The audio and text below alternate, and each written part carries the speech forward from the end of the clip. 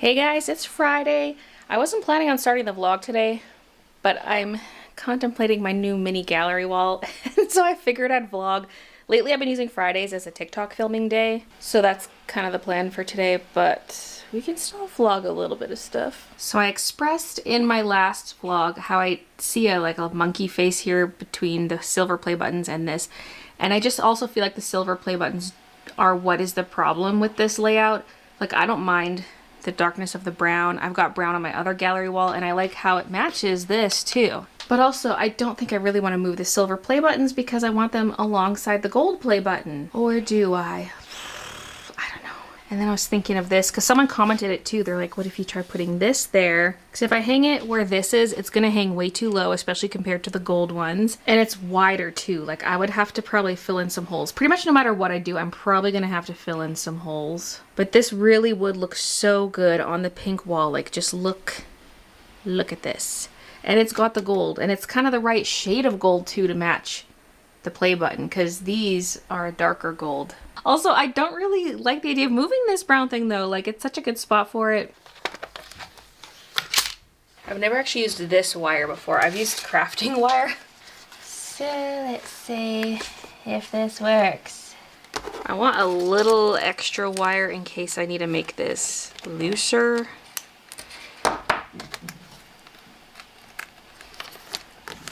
I'm gonna start with relatively taut, straight across.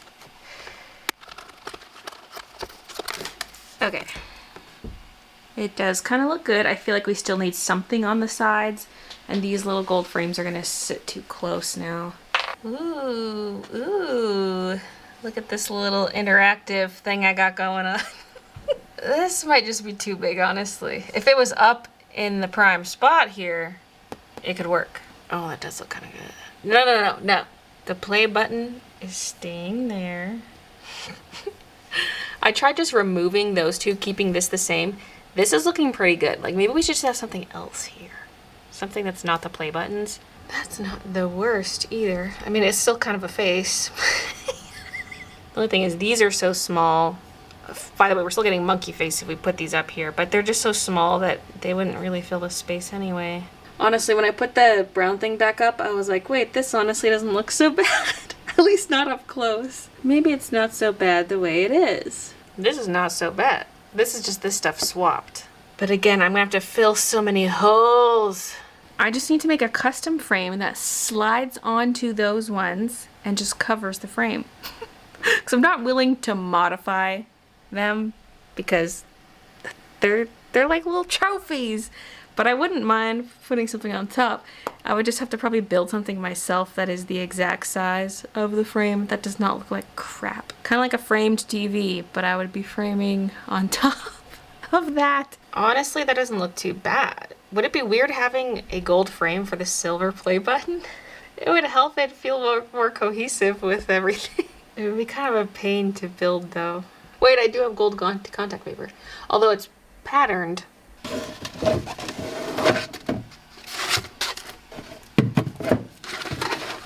I mean, I could build a frame out of like chipboard and then cover the chipboard in this stuff. And then I can just kind of slide on and off of my silver play buttons. Kind of like this shade of gold better, but is it too patterned? I mean, it can look good.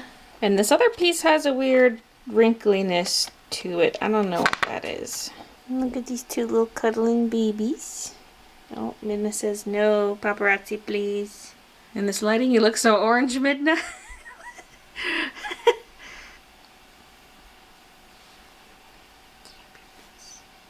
Oh my god. Oh. That looks better than I even imagined. I was like, if I make something, it's gonna look like crap.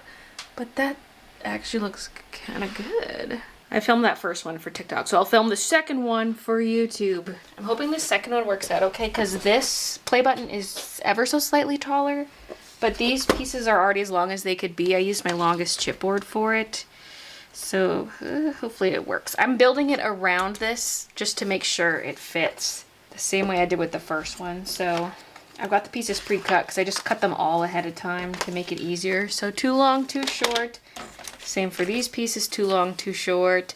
And I have the corners clipped And even this is all pre-cut, which by the way was annoying because I'm trying to cut straight along the pattern. I had to scrap 2 pieces that were already like stuck down onto the frame because they were crooked and it looks stupid.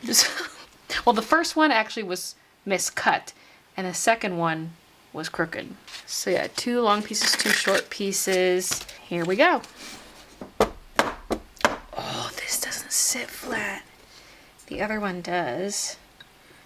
This has a thing. Oh my god.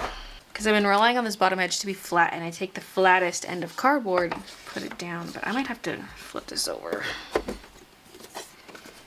At least for this initial stage. So yes, the hanging hardware on the back causing that to not lay level on the table was a pain in the butt, but also the cardboard was a little bit too short because this frame is a little bit bigger, and so I ended up taking apart my outer frame and adding in a sliver of chipboard to make it just a little bit longer so it wouldn't be quite as snug. And because if there's just a gap there, it's going to be hard to paper it with that gap in the cardboard, like if I just left it as a tape gap. So I had to fill it with the chipboard, and that made it so much better. But then when I went to put the front pieces on, they were now too short because I had made the outer box bigger. So those inner pieces on the top had to be bridged with tape, and that I figured was fine because it's just a skinny piece. So it's okay if it's just bridged with tape, and once the contact paper is on, you won't even notice anything. Now this does fit more snug than the other one, even though I added a bit of extra length.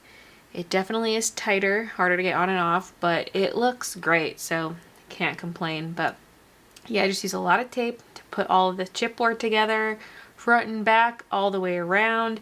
And it was kind of hard to get the height right on this because of it not laying flat. And so I had this other extra piece of chipboard that was folded in half that I would tuck under the ledge when needed so that the skinny piece of chipboard would line up properly with the outer frame of thicker pieces of chipboard. So it was not as easy and straightforward as the first one was, but it turned out better because the first one was kind of like the practice run. I also added tape on the insides so that it just is more sturdy and does not fall apart. We don't want this thing falling apart on us. And then there was me using the tape to bridge the gap in the corners on the front. And then it's time to stick on the contact paper. And so for the long edges for this one, I actually cut it to be a little too long so that some of the contact paper would wrap around the sides so that the corners are covered. Otherwise, if the contact paper just meets contact paper in the corner, it might look weird. I didn't want any cardboard showing, so I made it a little long so there's a little flap to fold under, and then when I do the top and bottom edges, it covers that, so it's seamless. No chipboard showing through. And yeah, I also cut the what is it called? The transfer paper a little too long, so I did trim it down. When you saw the ruler laid across it, that was to help steady it so I could trim some of it off because all my pieces were like a centimeter longer than they needed to be. So that's why I was trimming it. And this contact paper is low tack, which means it's forgiving at least. I can unstick it and stick it back down to get positioning just right, which was nice. But on the flip side, it doesn't stay stuck super well. And so there are a couple areas I had to go back in and glue a couple days later, which you'll see later on in this vlog, because it just wasn't adhesive enough. But other than that, they turned out pretty great actually. They look really good, especially with a strong light source on them, like a phone flashlight or something. They just glisten. It's so beautiful.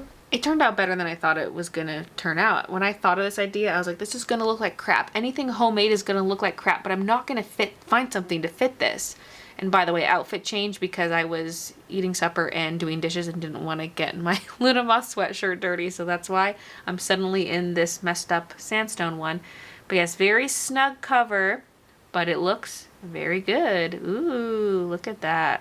So yeah, there they are. This looks so much better. We still have monkey face, but I don't really care about that. You know what? We love him. We love the monkey face, but just the colors look so much better overall. Feels more cohesive. Yeah, that looks good. Oh my god. I'm so happy. I'm so glad I did that. That was a random project. Was not expecting to spend my day like that. I just can't get over it. It almost makes them look like gold play buttons now. Miniature gold ones. Now, something a couple of you mentioned in the comments is that maybe what's throwing me off is that it's very symmetrical. And I think you might be right about that because my other gallery wall is not symmetrical at all. It's balanced, but not symmetrical. I'm not really figuring anything out that doesn't involve moving the top stuff, which I would rather not touch. I like the stagger of this to this, although I'd have to patch a hole. But then it's like, where does this one go? That's not just like underneath this one. They almost need to be opposite corners, but then does this come down here? I could get rid of these little gold ones altogether or do just one. I could try to find something oval to go there. But again, there's the issue of holes everywhere. So maybe it's fine the way it is. Up close, I think it looks a lot better. It's far away where I'm like, what the heck? But like when I sit here, the spoon rack makes me so happy to see. And I do like the play buttons being next to each other like that. So maybe it's just meant to stay like this. But yeah, it is a lot of rectangles and they're all vertical. So it's a lot of the same repeating shape, which is probably throwing it off. That plus the symmetry. But with the play buttons, it can't really be helped. They are what they are. It's now Sunday night, and I am setting up stuff on my packing station computer. Yesterday, I did a 16-hour live stream on Twitch for my game stream. I played Man of Medan, then Fall Guys, and then some Elden Ring. I haven't played Elden Ring in almost 2 years. It's... But I'm finally getting back into it, and I might play a bit more of it tonight if I have time. It's currently 8:37 and I'm messing with stuff. I downloaded the TikTok Studio first on my other computer, and then I decided to just download it on this computer so I could actually see the chat and stuff easier. And I don't really want to mess with the positioning of this camera because it's just perfectly placed and I hate repositioning it. So I thought, why don't I just use my Brio webcam for TikTok streams? Plus, to reposition this camera, I have to pull this table out, and it's the little things like that that drive me nuts. I could leave the Brio webcam attached to this tripod and just tuck it away and then pull it out when needed. Oh, hello. And one reason why I don't like moving this camera is because I have a screen sensor that covers this screen, and it's photoshopped to match the screen so it looks like you're just looking at my desktop background. It's perfectly aligned. It looks great. And so if I move the camera at all, it messes with that and I have to remake the sensor. I want to move the monitors over and move this thingy over here, because then I can have the orders up on the monitor you can't see. And that way I'm looking more towards the camera when I'm reading chat instead of looking away from the camera to read chat. And then we have this little thing over here, which visually just looks better and you can actually see the stuff I'm reaching for. I just think it makes more sense. So I've just unplugged the monitors and I'm going to position them first to see if I like it, and then I can deal with the cable management after. So this is how that looks. Now you can see me grabbing the thank you card, the sleeves, freebie sticker. That will all be within view, and then I can have the orders up on this screen. No need to censor, and I can have the chat up here. It feels more spacious, probably because this is up on top of the computer tower, because before the computer tower was behind the monitor. So I feel like I have more space, especially around the scale, because it gets squishy if I'm putting a big box here, and now it's much more open. This feels a bit empty back here, but I have a couple props to put back up there, like my Twitch pillow and my inflatable Fall Guys Yeetus. And all that's left to do is just redo the cable management so I can plug these back in. And it's Monday. I'm all set up for my live stream. I'm ready to go, but I realized that TikTok Studio will not let me go live because I've never gone live before. There's like requirements to get 14-day access to use TikTok Studio. So I have to have gone live at least once before, but I can't go live because I've never gone live before. I'm assuming they mean live directly from my phone. So I might actually have to do a live stream on my phone today and use this setup another time. Because the phone audio is going to be garbage. Like compared to a mic I'm wearing. Because there's a lot of noises when you're packing orders and the tape dispenser is really loud. So I guess I'll just try going live from my phone. Reading chat is going to be so annoying. So it says I have to have at least one live stream that's at least 25 minutes long. So if I stream on my phone for 25 minutes, can I switch over to TikTok Studio right after? Maybe. And that's just for 14-day access. To get 180-day access, no suspensions during the 7-day period, and go live at least 2 times with Live Studio. Okay, so live twice within the next 14 days. That's doable. And need to continue to go live 2 times every 30 days for at least 25 minutes to retain access. Okay. Well, after all that, going live on my phone. This is going to be up close and personal. It's like mostly me with a bit of counter showing. Okay, I'm gonna actually go live. I'm scared. Hey, here we are. Yay, my first TikTok live, which will not be saved because I don't know how to save it on the phone. They asked to say hi to the vlog, so here we are. Oh my goodness, the comments are rolling in now. We have 91 people here right now. Oh my gosh. Kira, thank you for the heart, arrow heart thingy. And Pumitsa, thank you for the roses. And Emma, thank you. Okay.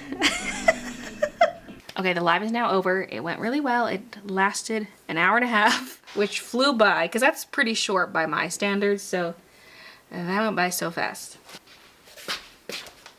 Oh wait. I was about to grab a plastic bag, but I'm actually gonna use this one. This is full of dainty flowers, but there's only one left in it. So I'm gonna repurpose this to put packages in. And it's actually more heavy duty than the bags I usually use.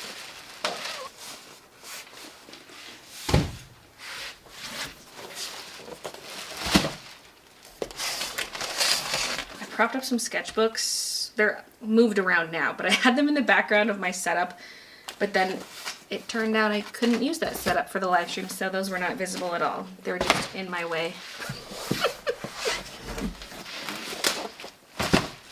I might be able to fit this all in one bag. That box is pretty heavy.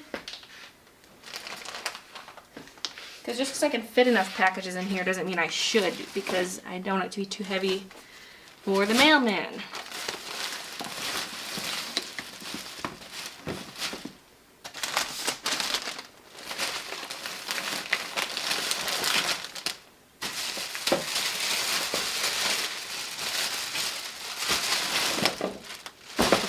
It's good. Just single knot.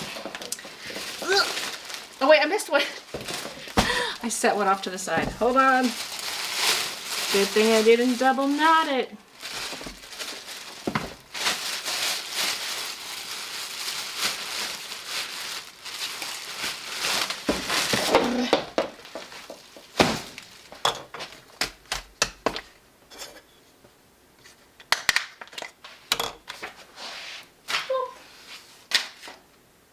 Alright, now that I've gone live once, I have access. Woohoo! Now I want to quickly fix one of my frames because this one has a lifting edge. You can see the edge is irregular. And the reason it's lifting is because it does not have the same amount of overlap on the back as the other sides, because that was the first edge I did. So I probably could try cutting a new piece, but other pieces are overlapping it, so I think I'm going to try to just glue down this edge with some E6000.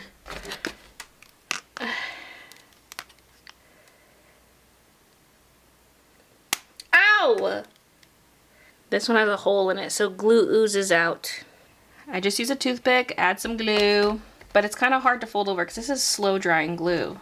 I could add some extra tape to hold it maybe. Assuming the tape is actually going to stick to the gold stuff. Oh my god, it's hard to catch the edge of this gold without way overlapping. Maybe it'd be less work to cut a new piece. Okay, some of the tape is overlapping the edge, but I can try to cut that away or peel it off after. It at least needs to stay until the glue dries. We got a goober on our hands, or on our shoulders rather.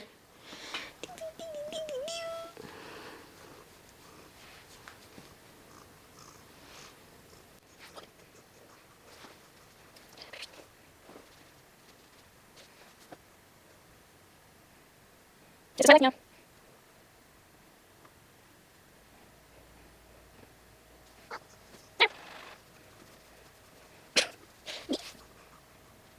I won't have any neck or shoulder pain at all.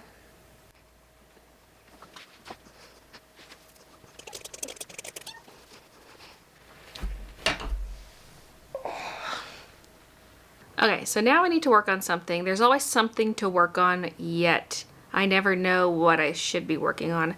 I've been feeling so aimless lately, and I think a big part of it is because the Luna Moth stuff is ordered, and I'm just kind of waiting for it to all come in to do final product prep and photography, whatever, work towards the next shop update.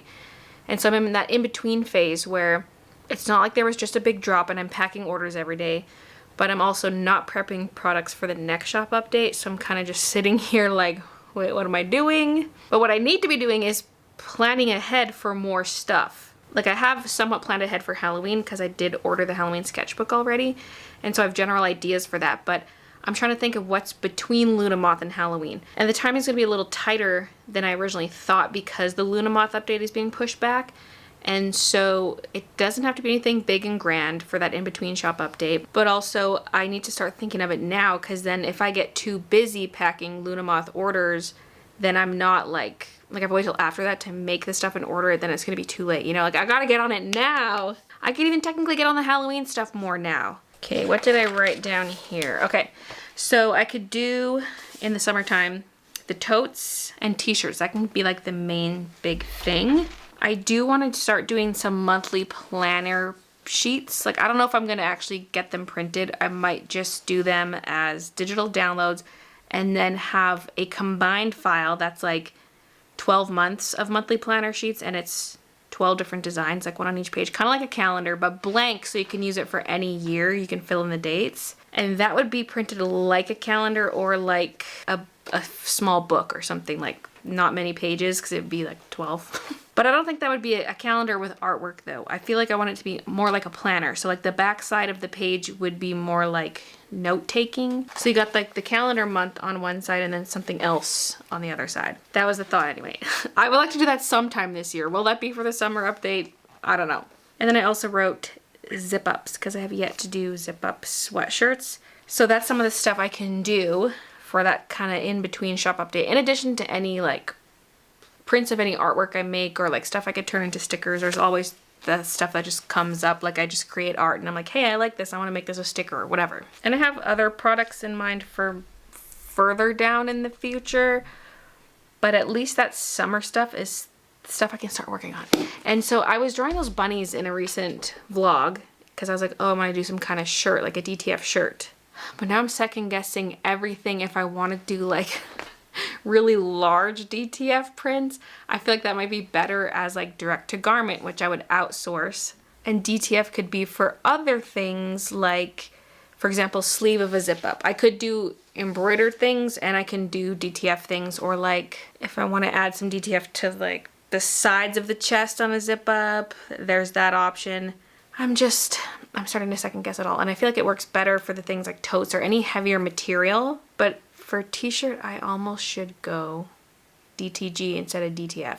Because I was wearing my sample shirt and I was like, I'm just not fully confident in the feel of it. Especially for the large areas, like big chunks of DTF. If it was a bunch of smaller chunks, I think it's better. But I don't know how I feel about like a big, because with direct to garment, a printer prints directly on the shirt. It's not a transfer that's put on the shirt. So I'm just having a lot of second thoughts about that. So that's kind of on hold, but DTF totes will move forward. So that's one thing I could do, I guess, is start planning out what the layout of the tote would be. Because I can do, again, strawberry and Luna Moth, but I have to like plan out the layout. Prep some DTF files, but also think ahead to like the next embroidery project because Christian's all caught up on the Luna Moths now. He just finished the last sweatshirt today. So I technically don't have any work for him right now.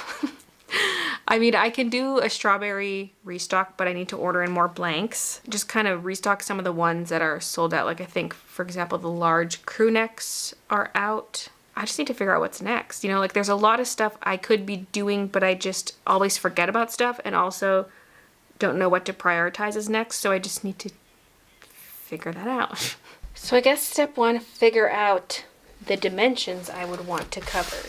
Because I'm unsure if I want to use this graphic along with other pieces or like something more similar to this for the tote. So this is technically where the bag ends, although this will kind of hang down a bit. The gusset will sag a bit. So you can see with this graphic, I did it too high.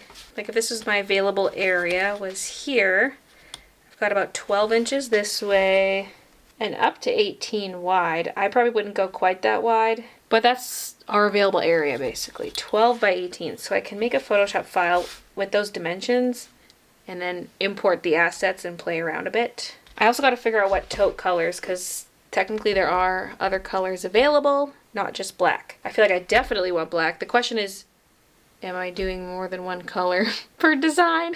Maybe. I'll look at what's available, see what looks good with the design. Okay, I'm creating a spreadsheet document, which will eventually contain all my products in it. Just like a little cheat sheet in case I forget where I got what and like what dimensions I can do. So I've got a couple totes here. This upper one is the one I have right now. This bottom one I haven't actually ordered a sample of, but I'm interested in it. It's also zippered and it also has an additional pouch, but the pouch is on the outside. So this is supposed to be your main printable area, is in the zipper pouch spot. Although I'm curious about the back side of the bag too. But I kind of like the two-tone look. It's the canvas color as the base color, but with other colors as accents. So that's something I can order a sample of when I order some of these. But yeah, I've got like a breakdown of the pricing. That excludes the shipping and any kind of import fees. I'll have to recalculate how much these actually cost me once I have an order placed. And I'm also writing down the printable area. So on the outside, I measured 18 inches by 12, and then the inner pouch 6.5 by 4, because I don't want the printable area to be too close to the zipper of that inner pouch, so I'm limiting it to 4, even though there's technically a little more vertical space. And I don't know the available space of this one. Like online it shows the printable area of the zipper pouch spot, but I don't know about the back side. And these are based on my measurements, not what the website tells you is a printable area, because they let you get printing on the bags if you want, but I'm doing it myself. So these are my numbers, not theirs. So yeah, assuming I'm starting with Strawberry and Luna Moth, I would probably do both designs on black, but then have a secondary color that can be chosen. Ooh, I can draw on my screen. Yeah, hello. Maybe I shouldn't be doing that. I'm just testing out designs. We got Luna Moth here. Straub. I just feel like the light color would get dirty really easily, but I probably would use it for certain designs. I don't know. Okay, hold up. We got more colors down here like navy, but then also we've got green and we've got brown. Let's grab these swatches for my spreadsheet. There, the proper swatch has been added. I feel like this shade of pink is going to be a no-go for the strawberries, because the strawberries are a peachy pink and this is a purpley pink. I feel like this kind of looks good. I like that. Option number 2. And here's number 1 on the bag. Also cute, but just not as much of the vertical space used. And I tried to just take that and add more to it, which I don't know if I like as much. And it's kind of hard to fill this space top and bottom unless I shrink the middle piece. So I'm not a huge fan of option number 3. So number 1, number 2, I kind of like number 2, but I also want to hear your thoughts.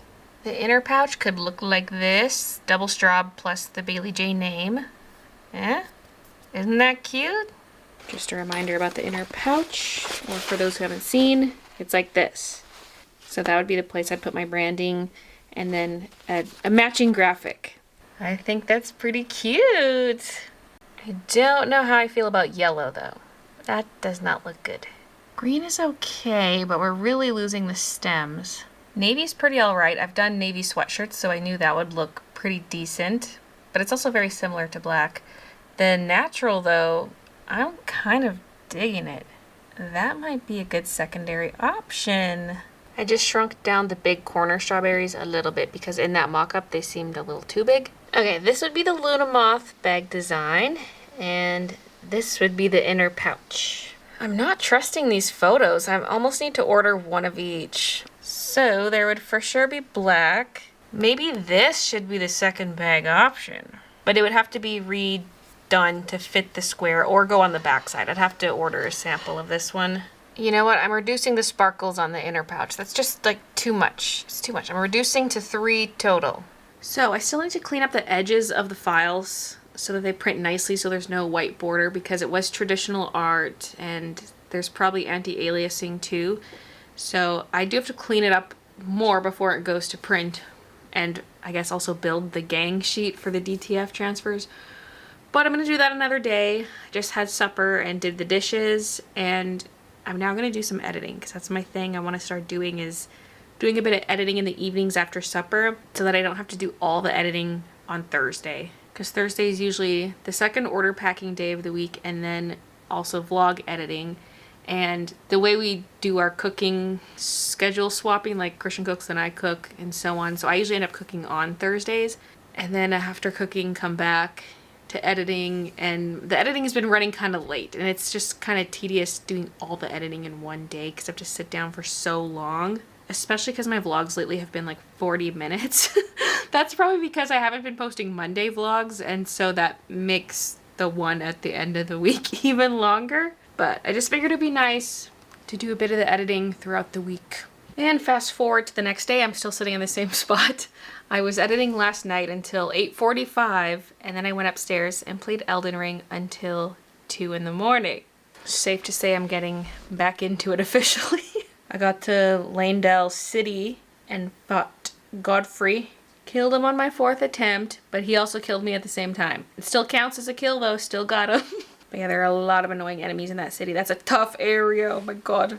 And so far today, I just kind of tidied up the kitchen, watered the plants, took out some garbage and recycling, got in my workout, and I replied to emails for over an hour, although I did have like a week's worth, but it was a big chunk, like it was more than I need to reply to in a week usually. At this point, I feel like my non-store email address is almost useless because I'm not taking sponsorships and I'm not taking PR packages right now. So I'm just like ignoring everything. Well, I reply, just be like, not interested. Some of the stuff I had to get to today was more longer and not related to that kind of stuff. But I know if I stopped putting that email address out, those companies would still email me on my shop email. I get so much spam there too, like, we can help boost your website's SEO, or like, we're a shipping company. There's like so many weird little shipping companies popping up, like ShipStation alternatives, and they're all like trying to get my business.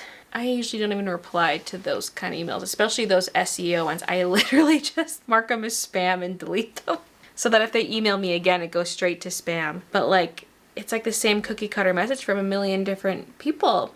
Or it's like manufacturers being like, oh, these are the products we make. You should work with us. Just leave me alone. It's just so much crap. Most of my emails I don't even respond to. But today there was a lot of responding. And I'm now currently building up my spreadsheet some more because I made a DTF tab. I've got like the link to DTF Prints Canada, and I've got the specifications of their gang sheets. So they're 22.5 inches wide, and then I listed out the lengths they offer, and then the cost per foot for that length, which is the same no matter which length you get. It's $7.50 per foot, like a 22.5 inch wide foot. So cost per square foot is $4, $4 Canadian. So that's really good. And then also copy pasted over some of the info from the tote bag tab just so I can see the printable area of the totes, so that when I am doing DTF stuff, I can just bring open this sheet and be like, okay, here are my specifications. And now I want to actually prep the files onto a gang sheet. First clean up the edges, then put them on a gang sheet. So that's what I'm doing. I feel like a lot of the stuff I'm doing is not really vloggable, but this is the kind of stuff I put off because I'm like, oh, today's one of my main filming days. I'm going to do something that's more interesting for the camera, but then I don't get my stuff done. So now we're doing the less interesting stuff, even if it makes for a more boring vlog. Also, I realize I asked people to say which tote bag design I like better for the straws. I'm just gonna go ahead with the one I like best, but I'm not ordering it yet, so I guess there's time for me to change my mind. So because this was traditional art with pencil, you can see my edges here can get light in some spots. That's what I'm gonna try to cover up. I'm gonna go in with a brush and try to make the edges more solid. And hopefully it looks good in the end. Little spots like this. Really, I'm just gonna do the whole thing. The entire edge is gonna get this treatment.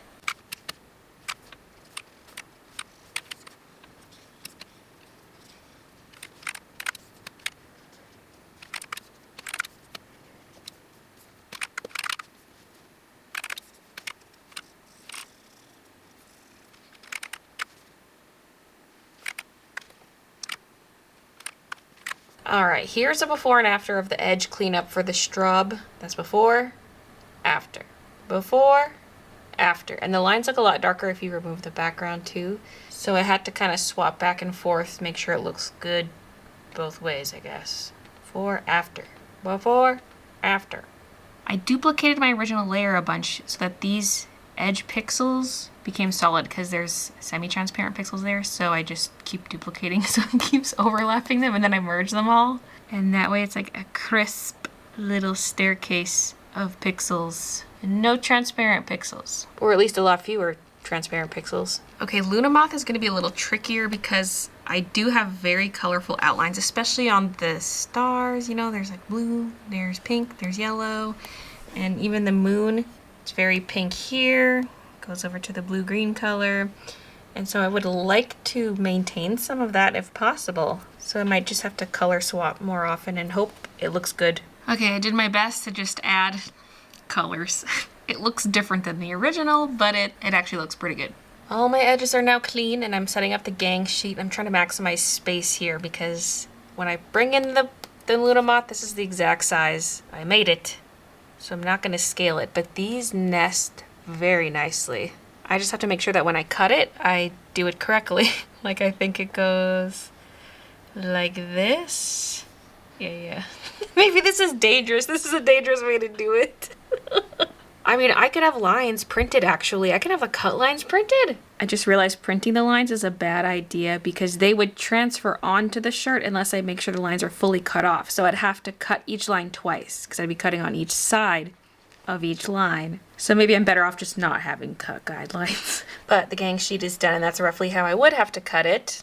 But I'll get it printed like this. So we get 6 of the big Luna Moths, and then I can fit 6 of the small pouch transfers on the bottom too, so that's perfect. Now for this tote, I would need a different gang sheet, but I'm gonna have to order one of these first so I can measure it myself to see how big I'm willing to go on both the zipper side and the flat side. And since I discovered how cute those accent color bags are for the Luna Moth, I think I should do the same with Strawberry. I can use the red one, and I could do that instead of the solid color natural tote. We can have solid color black for both, and then natural with accent color for both. Luna Moth being green, Strawberry being red.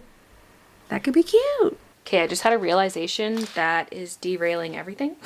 When I measured the tote, I failed to factor in the size of the pressing pillow. That's the true limit to how wide I can go. So the pillow is kind of 15 inches. I wouldn't go more than 14 just to make sure everything's centered. So my printable area is not 18 inches like I originally thought. I'm gonna have to rescale it. And yes, it's dark in here. I have no lights on, and the curtains are also half closed. I'm just living in darkness today. Now that they're smaller, I can fit more in a gang sheet. But is it worth it to fit more if they're gonna be hard to cut, like weaving through everything? Or should I just have fewer per gang sheet and I can do quicker cuts? Because time is also money. Like, is this just stupid fitting this many? I'm fitting 9, same with the straws. I can fit 9. Okay, here's a more easy to cut alternative. It's only 4 feet high instead of 5 feet, but then we comfortably fit 6 and it won't be as much of a headache to cut. I feel like my sanity is worth having fewer designs per square foot. And there's the 4-foot straw. Bit of a gap here, but I had to space them out to fit one more. A small one right here. I spent way too long on this. Time to save them out and be done with it. I just got a text message being like, oh, you have FedEx duties to pay. And I'm like, this is a classic scam text. And I was like, wait, aren't my enamel pins coming FedEx? So I clicked the link. And sure enough, it shows the sender, shows my tracking number. It was all legit. It's for the enamel pins. So it said if I pay in advance, delivery will be Friday. So that's very exciting. I haven't received any of the stuff for my next shop update yet, other than the backing cards for the pins. So I'm like, come on, where is everything? It's now Wednesday, and for today's stream, I'm gonna play around with the bunnies because I just want to try coloring them different ways with different mediums. And so I scanned my bunny sketches and then kind of modified them. Like I took just half the illustration and mirrored it so they're actually symmetrical. Same with the faces. So this was the result of one side of the face and this was the other. Although this one I did stretch a little bit horizontally because it was quite a bit narrower. So the faces are slightly different from one another, but pretty similar. And then I also did both leg variants. Still don't know what I like better. A lot of times I draw them in dresses, so you really only see the feet anyway. I'm going to trace these onto mixed media paper and just try different ways of coloring them. I've got watercolor, I've got gouache, I've got pencil, I've got my Copic markers. There's so much that can be done. I'm just gonna have fun, play around, and just paint them. Are those my enamel pins? Maybe. It said it was coming Friday. Those pins go on it. Oh my god. Yeah, this is it. Yes. Oh my god. The enamel pins are here! Are we about to do a live unboxing? Here we go. Oh, Kiki's coming to check it out too. Oh my god, oh my god, oh my god. Okay. Okay. I saw pictures of them, like they sent me pictures via email, so I already kind of know what they look like. Oh, yes. Okay, this is how the strawberries are supposed to be. Every time I get the strawberries printed, they look different, but they're supposed to be a deep red, like this. Strob. Gorge. George. Baylee J. We got the double pin, obviously, like double post. Enamel pins are back, baby! And Luna Moth. Oh my god. There it is. Wow. It's got glitter. It's kind of hard to film it with this lamp. Maybe I should just turn it off. Oh yeah, that's kind of better with the light off. So the green areas have glitter. This overlapping green was so hard because the Pantone colors to choose from are just not good. This camera's focus is not good. There's a lot of really skinny, oh my god, like look how skinny the purple is there. It's kind of hard to see. Well, I guess if I hold it so that you see the reflection of the metal, then it's easier to see. Like look at that little skinny purple there. There's a lot of small lines on this. The purple areas are so skinny. But I didn't want to sacrifice too much of the details, so double post again, Baylee J. The plating's kind of weird on the back of this one. Here's a better look at the pins because I was struggling to film it on the live stream. But there they are. If you read the overlay text, that was in fact condensation on the back of the plating. So I noticed my finger wiped it away and I was like, wait a minute. That's not messed up plating. It's just condensation. Probably cold from being in the truck. Strub close up. And Luna close up. Okay, the rest of this is going to be a speed paint. Those pins were delivered towards the beginning of the stream, and so I figured I would throw that footage in there. I almost thought the pin stuff and the painting stuff should have been put in the next vlog, because this one is already over 40 minutes long. But then I was like, no, we're not going to do that, because then it's going to feel so old, because the people who watch it on Wednesday, if they have to watch it a week and a half later in the vlog, that's just, no, nobody wants that. So we're just having a really long vlog for this one. So yes, experimenting with the bunnies, just using different combinations of mediums and just having fun with it. I don't know. I feel like it was mostly a success, but there's more stuff I want to do with the bunnies going forward because I usually draw them with a lot of fur texture, and all of these have a lot of fur texture, but I want to do some alternate methods where the fur texture is more subtle. And just because sometimes it's a little overwhelming visually, even though I have a lot of fun doing the fur texture. So I will be playing around even more than what you see in this video.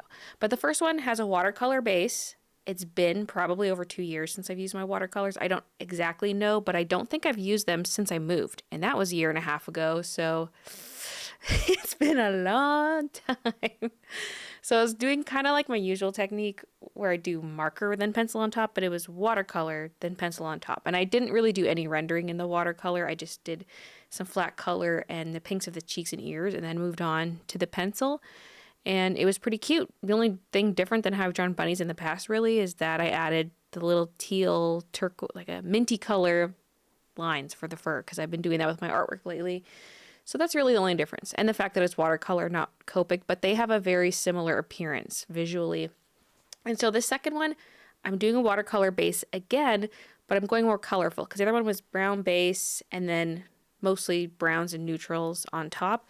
So this is going to be a colorful base with some brown and even more color on top. So the color was almost too much at first. I had to tone it down a little bit. And my problem with the color is I don't really know where to put the blotches of color. So I feel like the only downside of this bunny is I did too many small patches of color, but it actually looks really good in the end. And this is definitely one of my favorites, possibly my #1 fave. It got a bit dark, but it still looks pretty good. And by the way, these are all brown bunnies because I feel like that's the best way to compare the techniques and stuff, is to have them all be the same. Because, I mean, I do also just draw brown bunnies almost exclusively. There will be more bunny types in the future, more fur patterns and colors, but for the sake of this experimentation, I just wanted them to all be the same, so I just went with the standard brown bunny. By the way, I googled brown bunny on stream, and that was a mistake. That was a mistake, like a Google image search. That was open on screen. Turns out it's a movie with an infamous inappropriate scene, and I accidentally kind of exposed some stuff on the live stream. Although you can't really see what it is in the picture, but I was like, oop, oh my God. Never show Google search results on stream. Just don't do it. But yeah, button number 2 was a bit of a trust the process kind of thing. And in the end, super, super cute. And I love it. And now the third one was kind of like my usual technique with a Copic base, but I wanted to do more of the texture with Posca. And this one I think is the weakest of them all. First of all, the fur texture is just, it's too much. I went a little too aggressive with it, but also the Posca is just so opaque. Other than the light orange. The light orange just disappears as soon as I put it down, but in the end it kind of looked like a cream color. So that kind of worked in my favor because I was complaining I don't have a really pale cream color Posca. But I also wanted the pale orange, so that was the trade-off, I guess. And I didn't want to use vibrant orange. But yeah, this one's definitely the weakest. I also used too dark of a Copic base because the colors go down darker on the mixed media paper than on my cardstock and in my sketchbooks, and I kind of forgot about that. And so I should have gone for a lighter base to get more of the look I wanted. But it's still cute. It's just, again, aggressive texture. And then the fourth bunny is the gouache bunny, which I think is one of my faves alongside the other colorful bunny. And so this one, I also wanted a lot of color in it. But I started with the brown base, and then I was looking at the last one I did, and I was like, okay, for that one I did brown base with colored fur on top, and it just was not the effect I wanted. But I found myself going down that same road on the gouache, so I had to be like, whoa, whoa, whoa. We got to pivot here and do it a little bit differently. Plus, this gouache kept drying so dark, and I kept trying to lighten it. I had to cut out so much footage of me trying to lighten the cheeks, lighten the brown fur, but like it would just disappear. Like every gouache bit, like every new gouache layer I added would just disappear and sink into the previous one, and it was driving me nuts. So yeah, here's very fur heavy. There's like pink and green and looking kind of Christmassy. And I started adding some yellow, which by the way, I had to finish the next day off stream. So this footage is from the following day. But I was just like, wait a minute, I'm doing exactly what I did on the Copic and Posca one. This is not the look I want. And so while doing the yellow, I just started adding a bunch of blobs to the forehead, made it one big blob, and I'm like, okay, now we're getting somewhere. And just started adding more blobs of color. Like I added some blue anywhere where there might be a bit of a shadow. I added blue there because that's my struggle is I'm like, okay, I want big blocks of color, but where do they go? That's what I struggle with, and that's why the colorful watercolor base had so many small blotches of color because I'd had no idea what I was doing. That's part of the reason why I'm doing this experimentation in the first place too, is to figure something out. And so yeah, lots of yellow around the mouth area because I like that area to be lighter, and then of course the forehead because I'm thinking that's kind of like where a lot of light would hit, so let's put a lot of yellow there. Blue where shadows would be, even though they're not necessarily meant to depict shadows. It's just a way of assigning a certain color to a certain spot. And in the end, it was super cute and it looks pastel and adorable, and I love it. And I also did a Posca bunny on stream. While some of the gouache was drying, I hopped over to Posca. And so this is the full body bun, and I just wanted to slap down some color with my bigger Poscas. And so that's what I did. Similar thing with the blue, where the blue's in the shadows. And I used a lot of dots to blend different color areas together, plus it mimics fur texture too, so that worked out. And the pink looked a little pale after a while, and so then I went in with the brighter pink, and same with the orange. The orange looked a little too similar to the yellow, and so then I went over it with a more vibrant orange, and it kind of reminds me of Patches from Animal Crossing, that colorful little bear that is like patches of fabric. That's what it reminds me of. So that was just a fun little way to experiment purely with Posca and just make it super vibrant, definitely different than what I normally do, but that's what made it fun, and it's kind of like no rules, just go at it.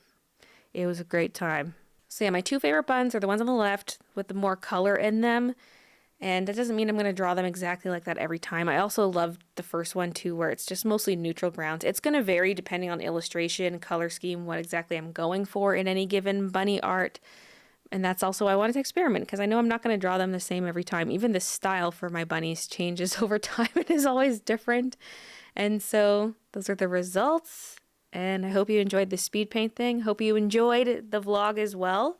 And thank you so much for watching. And I'll see you guys in the next one.